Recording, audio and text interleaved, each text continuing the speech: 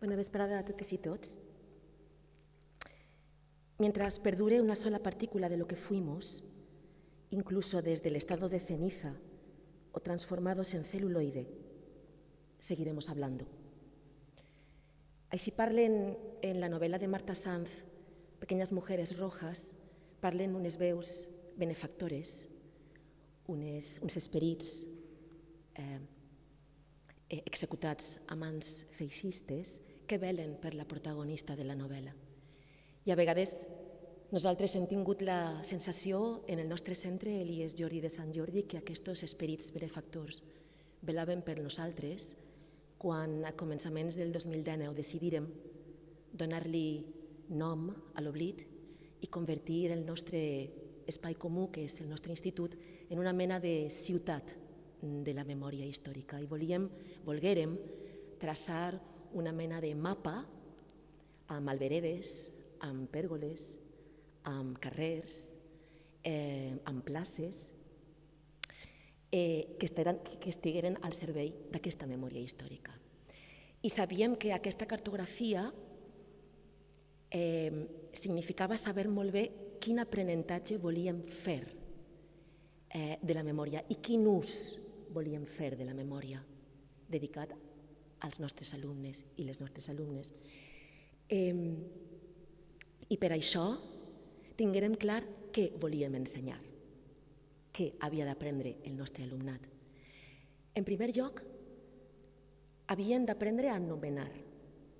I per això, com he dit, convertirem el nostre centre en una ciutat, retolàrem els indrets comuns del centre amb plaques de carrer, amb els noms de dones progressistes, llibertàries, republicanes, que patiren la violència durant la Guerra Civil i la dictadura franquista i que com a dones, especialment, han sigut invisibilitzades per la història. El nostre alumnat més major el que feia era una mena de rutes biogràfiques i ensenyava als més xicotets les vides d'aquestes dones i va ser un aprenentatge que feren entre ells i elles. En segon lloc, el nostre alumnat havia d'aprendre a mirar i per això organitzarem una exposició fotogràfica, Memòria desenterrada, que documenta acuradament el treball que s'està fent d'exhumació en el cementeri de Paterna. I farem diverses visites al cementeri de Paterna.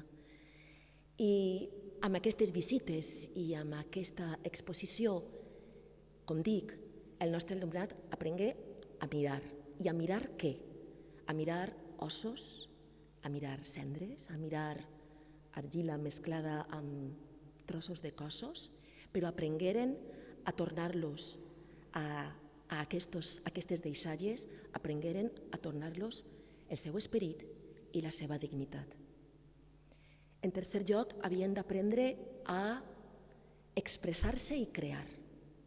I per això, mitjançant una eina molt poderosa, pedagògica i artística, que és el teatre de l'oprimit, representarem per a tot l'institut una obra de teatre creada per ells, fonamentalment, però també amb l'assistència de textos, crear una obra per tot l'alumnat en el qual ells i elles aconseguiren, 1, conèixer-se a si mateix, 2, estrenyar vincles amb els companys i les companyes, però sobretot, en el marc del nostre projecte, expressar el seu compromís ètic i polític per a lluitar sempre contra qualsevol expressió feixista i a favor d'una democràcia exemplar, justa i que reivindica que l'equanimitat no té res a veure amb l'equidistància.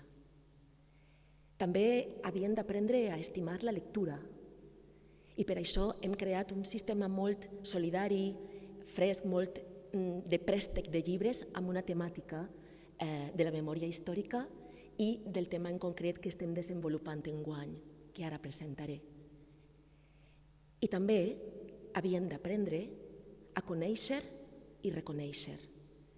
I per això enguany hem volgut centrar el nostre treball en el coneixement d'un pensament polític, filosòfic molt potent a Espanya, fora i dins del País Valencià, que és l'anarquisme i la lluita anarcosindicalista. Per això tenim pensat enguany organitzar, ja està a punt de presentar-se, xerrades protagonitzades, per exemple, per l'Esqueli, com a moviment de reivindicació dels seus drets com a treballadores explotades. I també farem recorreguts per la ciutat de València reconeguent les empremtes de l'anarquisme. Som moltes i molts els que al nostre centre treballem en aquest projecte que unim les nostres energies.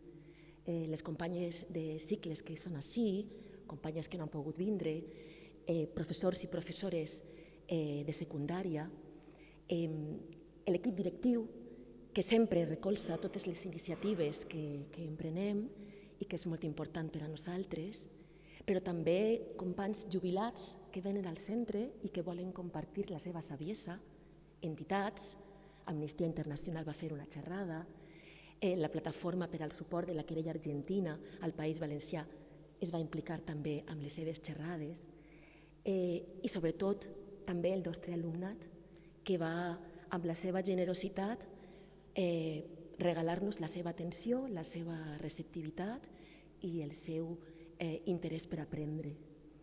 I nosaltres estem molt satisfetes i satisfets perquè pensem que